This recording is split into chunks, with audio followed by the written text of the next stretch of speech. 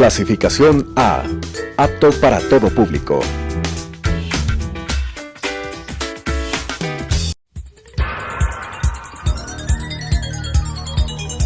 Las opiniones vertidas en este espacio por la producción y dirección del programa son de exclusiva responsabilidad de sus autores y de quienes intervienen en ellos.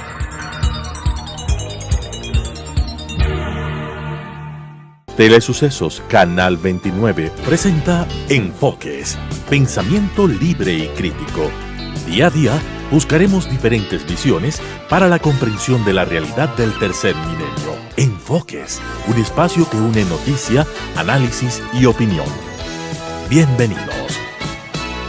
Gracias por estar el día de hoy con nosotros en esta nueva edición de Enfoques. Queremos dar la bienvenida a María Eulalia Silva. Ella es quien lidera la Cámara de la Minería del Ecuador. María Eulalia, hace algunos meses conversamos con ustedes y nos hablaban de la importancia del sector minero. Sí quisiéramos saber, 2020-22, que es casi un mes atrás ya que se cerró el año, resultados de minería, cómo ha crecido la minería formal en el país, porque a veces confundimos formal con informal y ahí es cuando tenemos problemas. Gracias, Claudia, por el espacio. El año 22 ha sido un año, o fue un año lleno de desafíos, sin duda alguna, pero la minería es una industria férrea, porque sigue dando muy buenos resultados pese a todos los desafíos. Año 2022 hemos terminado con 2.500 millones de dólares. Hay unas cifras que están por publicarse, pero las preliminares ya apuntan a 2.500 millones de dólares con apenas 2 minas a gran escala operando. ¿Qué es 2.500 millones de dólares? Bien visto. Y el 2021 que teníamos, o sea, ¿cómo es el crecimiento que nos estás diciendo del 2022? ¿Contra qué lo comparo? Exactamente. ¿Qué es 2.500 en el tiempo? Fíjate tú que en 2018, cuando todavía no empezaba ninguna operación a gran escala, las exportaciones estaban en el orden de los 200 millones de dólares. Y ha pasado apenas 4 años después. Hemos multiplicado por más de 10 ese monto, ¿no? Para el año pasado, creímos que íbamos a terminar con 1.600 millones de dólares y nos equivocamos. Terminamos con 2.100 millones de dólares. Este año hemos avanzado con 400 millones de dólares más. Definitivamente es, dentro de la balanza comercial, el sector que más ha crecido. Este año hemos terminado muy cerquita del banano. Me parece que el banano, además un producto icónico de la balanza comercial ecuatoriana, terminó con algo así como 2.900, ¿no? Estamos cogiéndole los talones al banano, pero insisto, estamos hablando apenas de 2 minas a gran escala operando. Pero hay datos que nos llenan aún de más orgullo, ¿no? Gracias a la minería industrial, Zamora Chinchipe ha logrado hacer lo que ninguna otra provincia del Ecuador ha podido, que es reducir la pobreza en 13 puntos en los últimos años. O sea, si uno piensa, 13 puntos es una cifra por récord en Zamora, que además es una provincia terriblemente golpeada, con miles de problemas económicos. El reducir 13% es una cifra importantísima. Reducir 13 puntos la pobreza, Claudia, significa que hoy 13 de cada 100 zamoranos han dejado de ser pobres. ¿Y qué significa dejar de ser pobres? Significa alimentarse mejor, significa alimentar mejor a sus hijos, significa educarse mejor y más. La tasa de educación en Zamora Chinchipe también ha subido al menos 2 años. El promedio de escolaridad en Zamora Chinchipe ha aumentado 2 años. Y es también gracias a todo este dinamismo de la economía, ¿no? Entonces, esas son cifras y es en Zamora donde están los 2 proyectos mineros importantes del país, tanto Fruta del Norte como Mirador. Así es, Claudia. Estos son impactos de los 2 últimos años, la reducción de la pobreza. ¿Qué ha pasado de extraordinario en esa provincia los 2 últimos años? Pues nada, minería industrial, eso es todo. Hace 10 años, un estudio arrojó que hace 10 años Zamora Chinchipe estaba entre las 2 provincias más pobres del país. Las dos eran Morona Santiago y Zamora Chinchipe. Hoy, 10 años después, Zamora Chinchipe es ahora una provincia de renta media, mientras que Morona Santiago se mantiene a la saga. Las dos provincias son provincias mineras. Zamora Chinchipe ya tiene operación. Morona Santiago tiene interesantísimos proyectos en exploración, pero cuando entran a construcción de mina o cuando entran a operación, pues los beneficios se multiplican exponencialmente. Entonces, por eso también es necesario que se avance con los proyectos de exploración en nuestra industria. La exploración toma muchísimos años. Si bien hay inversión desde el primer momento, esta inversión crece exponencialmente cuando se construye la mina o cuando ya se empieza también a operar.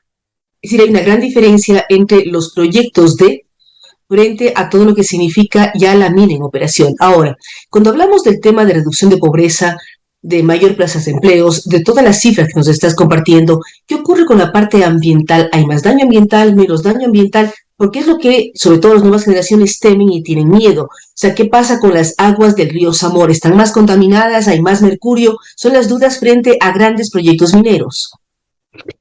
Yo te agradezco muchísimo esa inquietud porque nos permite justamente hablar del tema. La minería responsable puede ser un gran aliado en territorio para la conservación y te voy a explicar por qué. En minería industrial, todo lo que se hace apegado a una licencia ambiental que emite el Ministerio del Ambiente. En el tema del agua, que es un tema muy sensible, no es que se toma alegremente el agua de donde se quiere, no, se toma desde la fuente autorizada para tomar esa agua y se toma en una cantidad determinada. Esa agua entra a la operación, se utiliza, sea para consumo humano en los campamentos o para procesos industriales. De todas maneras, cuando entra, esa agua es monitoreada de tal manera que se sabe en qué condiciones físico-químicas entra el agua.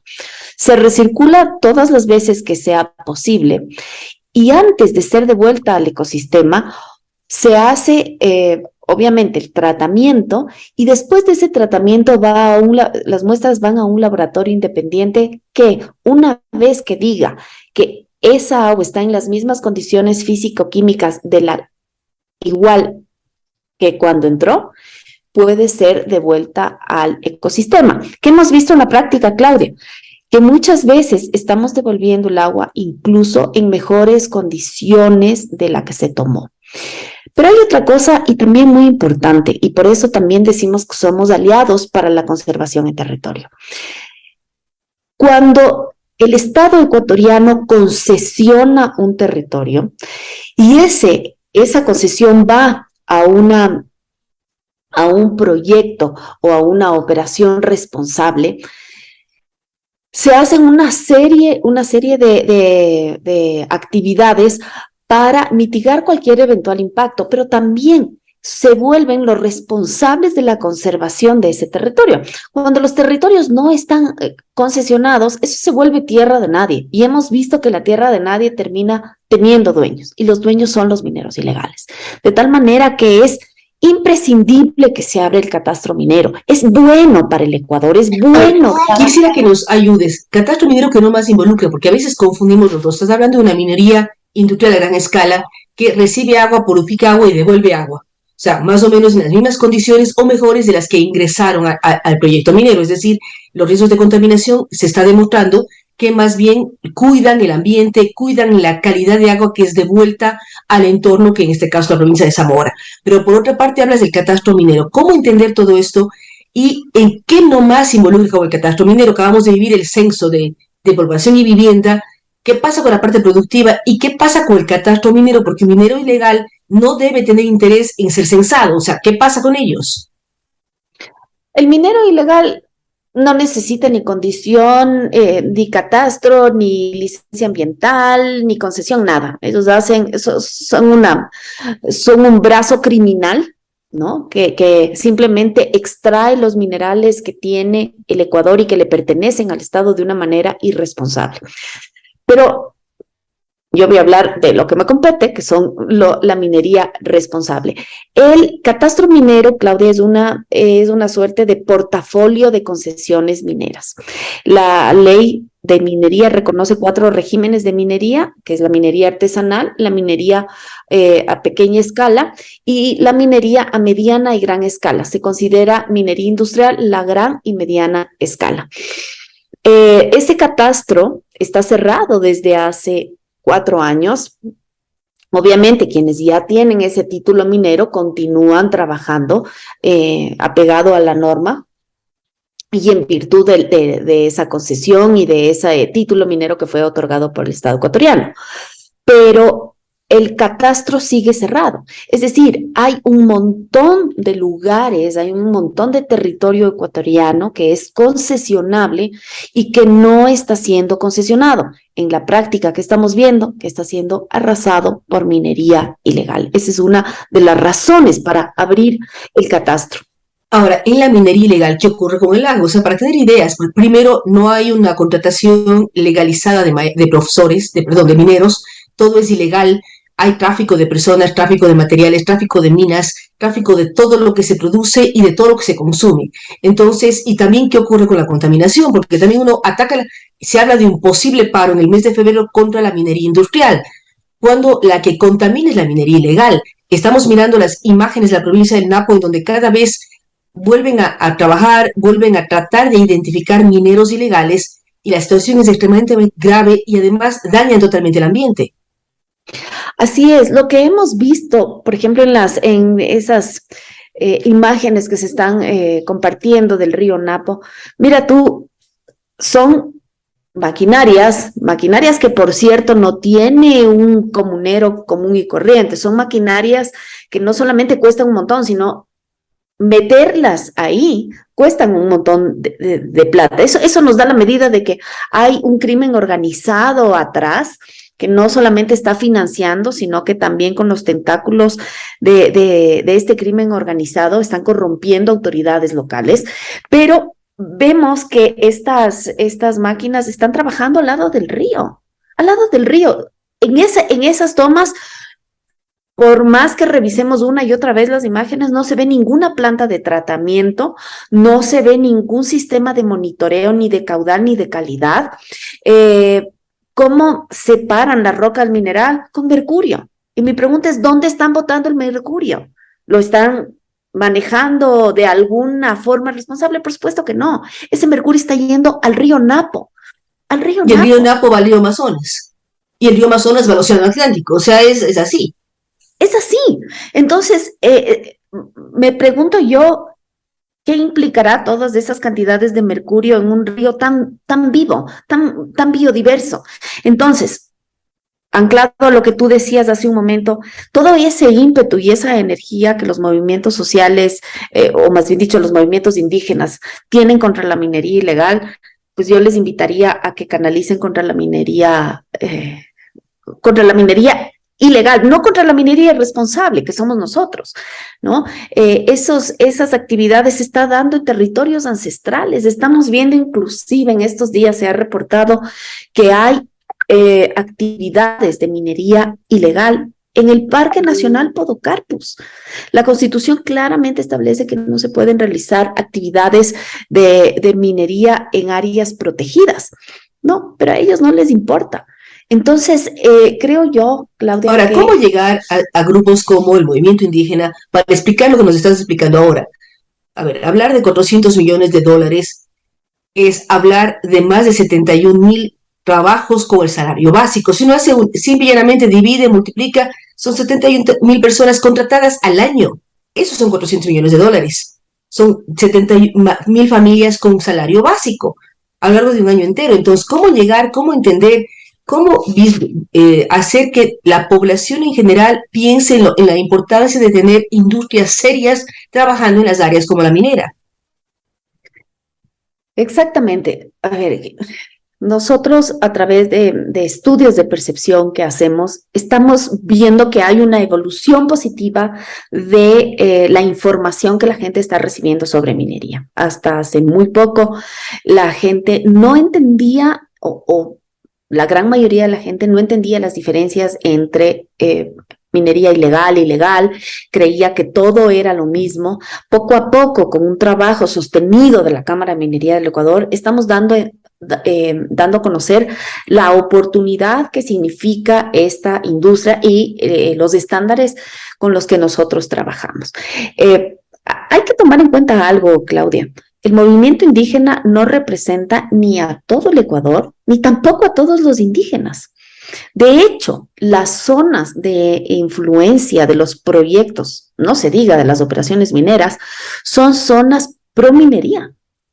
Es decir, si pensamos en Zamora, la gente de Zamora está a favor, pero ¿qué ocurre con proyectos mineros que han sido concesionados en un momento dado por el Estado ecuatoriano, provincia de Azuay, provincia de Imbabura, pero en donde en cambio los habitantes no dejan el avance o determinados sectores no dejan que estos prosperen y avancen? Yo creo que los antimineros no son tantos como nosotros creemos, creo que hacen mucha bulla, eso sí, pero por ejemplo, en el caso de Loma Larga, las zonas de influencia Chumblín, San Gerardo, San Fernando, son zonas a las que uno va y efectivamente siente, Victoria del Portete, una de esas, siente cómo ha prosperado esa zona. Y eso que todavía no entra en construcción, pero sin embargo ha prosperado. Una habla con las mujeres, muchas de ellas cabezas de hogar, muchas de ellas se quedaron solas años atrás por el fenómeno de la migración, y sin embargo son mujeres que están absolutamente empoderadas porque llegó a sus vidas una alternativa. Mujeres que nunca conocieron una alternativa. Te voy a dar un dato que no es de Azuay, es de Cotopaxi. El proyecto La Plata, que se desarrolla en la parroquia Palo Quemado, Cantón Sicchos, cuando llegó el proyecto, encontraron una población económicamente activa de aproximadamente 500 personas, de las cuales 4 estaban afiliadas al IES. 4. O sea, ¿qué pasaba con las 496 restantes? Se las inventaban cómo llegar a fin de mes, una economía de subsistencia absolutamente informal. Hoy en la planilla, digamos, de esa compañía hay más de 170 personas afiliadas al IES, obviamente. El trabajo formal está garantizado dentro de la minería responsable. Pero ese es un efecto, ese es un ejemplo de cómo la minería responsable puede impactar positivamente en la vida de las personas y sobre todo en la vida de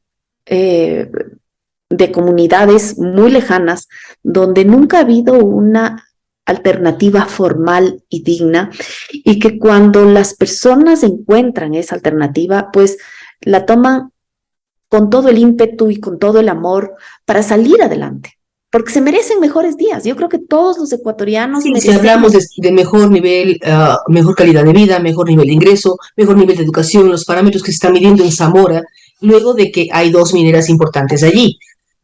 Sin duda alguna. Mira, yo he tenido la oportunidad, y ha sido maravilloso, poder hablar con un montón de mujeres solas, mujeres que pasaron por todos los episodios macabros de la pobreza, ¿no? Violencia, falta de escolaridad, embarazos prematuros, obviamente una estrechez económica enorme. Pero que cuando encuentran estas alternativas, no solamente que la trabajan y la trabajan con todo el ímpetu, sino que regresan a ver a su alrededor y ayudan a otras mujeres. Hay muchos proyectos de emprendimiento femenino que son realmente inspiradores. Mujeres que han salido de la pobreza, que han empezado a estudiar o han terminado una escolaridad interrumpida y que empiezan a estudiar y que se vuelven agentes de cambio, y no solamente para su familia, sino para su comunidad. En otros países la minería es llamada industria de desarrollo, y es justamente por eso. Nosotros no solamente sacamos los minerales de la tierra, nosotros sacamos los minerales de la tierra, pero al hacerlo brindamos una alternativa de desarrollo a muchas comunidades, a mucha gente. Es muy importante escuchar esto y ver las proyecciones de país. Ahora, también al liderar un gremio como la Cámara de Minerías, ¿qué otras opciones existen en el país para que más mineras inviertan, para que más proyectos se conviertan en realidad cuando hay una serie de miedos de la población frente a la minería y la minera tiene también recelo de empezar a invertir en el país?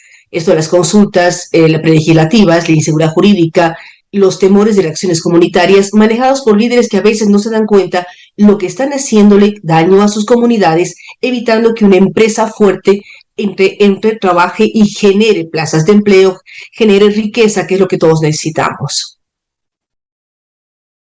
Creo que es importante subrayar que dentro de nuestra legislación contemplamos 4 tipos de consultas. La consulta popular, la consulta prelegislativa, la de previa, libre e informada y la consulta ambiental. Solo la consulta popular tiene poder de veto, es un referéndum, ¿no? De hecho, nosotros nos pronunciamos en contra de la consulta popular en Azuay porque creíamos que es inconstitucional. Claramente la Constitución dice que los recursos del subsuelo son del Estado y que su administración corresponde al Estado central.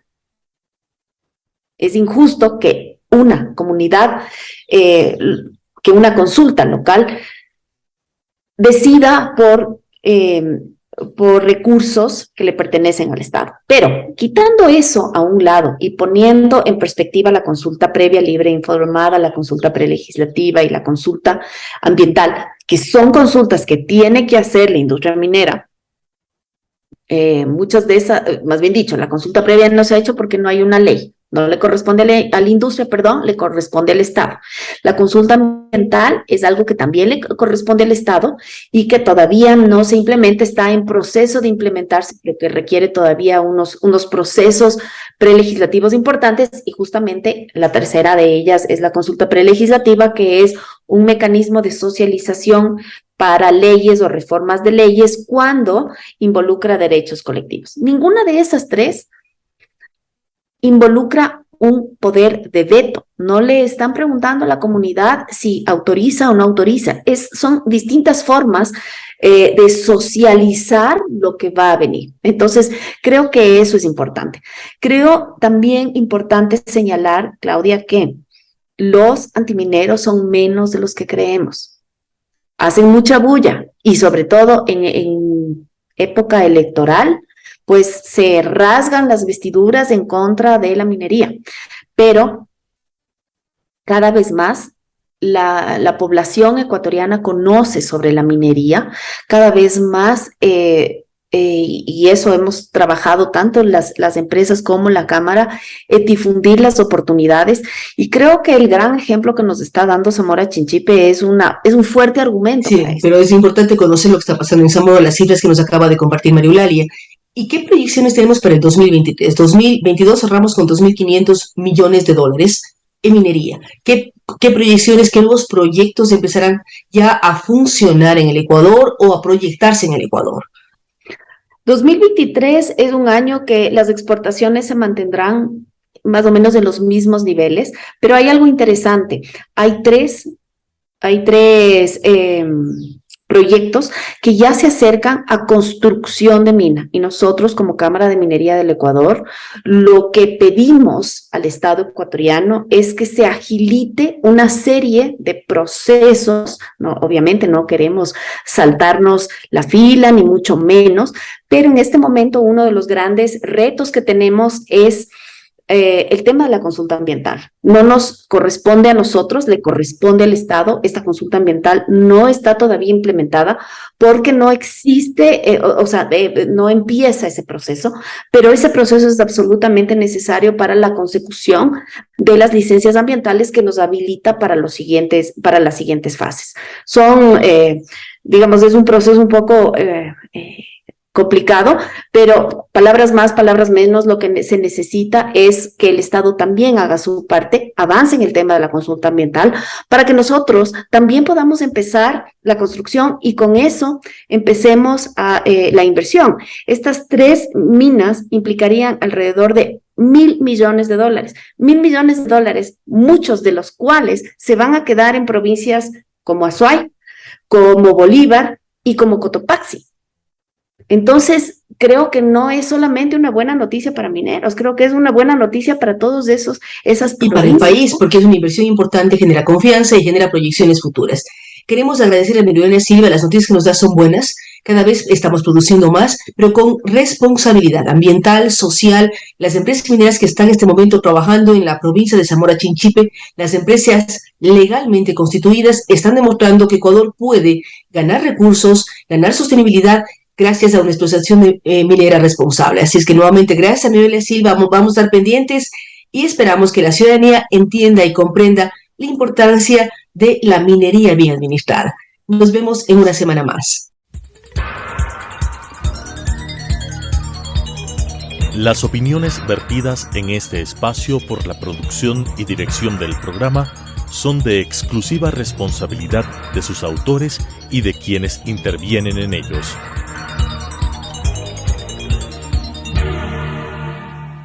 Telesucesos Canal 29 presentó Enfoques, pensamiento libre y crítico.